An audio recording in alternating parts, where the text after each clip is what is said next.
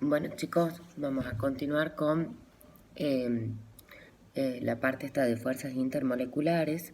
Ahora en el apunte y en las transparencias, cómo influye las fuerzas intermoleculares en una de las propiedades químicas más importantes, físicas, disculpen, que es la solubilidad.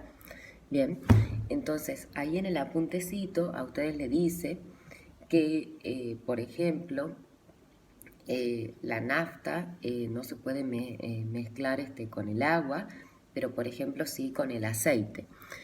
Este, Acá lo que tenemos que tener en cuenta, bien, es que se tiene que producir una ruptura, digamos, de esa molécula, de esos átomos que conforman el soluto y de los que conforman el solvente. ¿Para qué? Para que después se logre una interacción mutua entre ambos. Hay una cosita que quería aclararles. Los libros llaman muchas veces disolvente, entonces yo por ahí he puesto disolvente, lo mismo disolvente que solvente, lo mismo disoluto que soluto. Bien, entonces vamos a tener como separado en dos grandes grupos. Bien, los solutos iónicos y los solutos no iónicos. Bien, en el caso de los solutos iónicos, el trabajito que tiene que hacer el solvente es capaz de poder vencer esas fuerzas electrostáticas del soluto que tienen cargas opuestas. Ustedes imagínense el cloruro de sodio, que se separa en catión sodio y anión cloruro, bien, y que ¿cómo se mantenían unidos? Ellos se mantenían unidos por fuerzas electrostáticas. Fuerzas electrostáticas son fuerzas de diferentes eh, cargas opuestas, bien, que se atraen. Bueno, soy muy buena en física. Para que pueda vencer esto, el disolvente tiene que tener cargas opuestas. Para ello, ¿qué? Tienen que ser moléculas polares. Entonces, los solutos iónicos se van a disolver en solventes polares, como por ejemplo el agua. Bien, el libro, el Biasioli, le dice que sería un ejemplo, digamos, de estos solutos iónicos, el que estábamos hablando, el cloruro de sodio en agua. La atracción, o sea, la fuerza intermolecular acá era la fuerza ión-dipolo. Bien, ¿se acuerdan?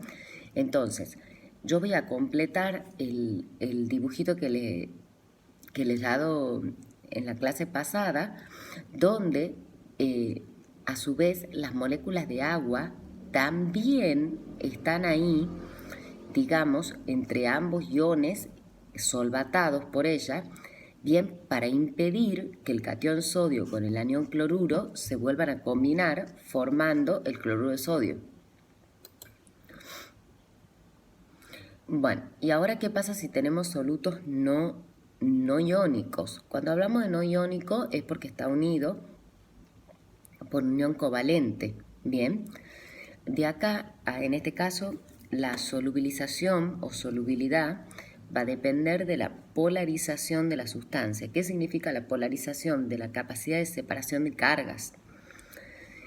Es decir, dicho de otra manera, de poder formar dipolos que puedan ser transitorios o permanentes.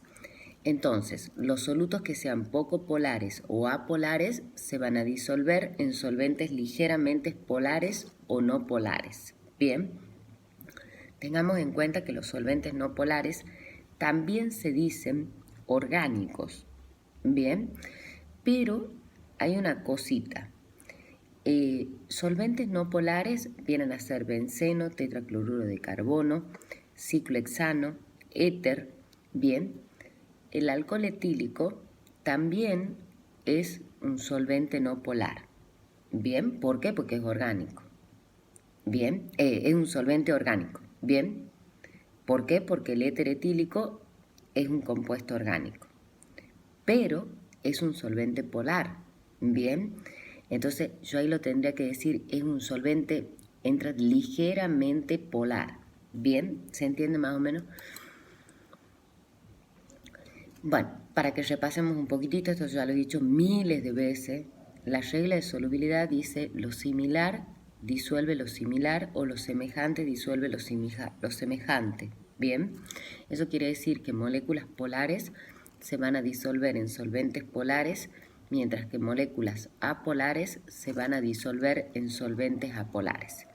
En el primer ejemplo, la primera circunstancia, por ejemplo, el cloruro de sodio o cualquier electrolito se disuelve en agua. Bien, y moléculas apolares, por ejemplo, el dióxido de carbono, se va a disolver, por ejemplo, en benceno.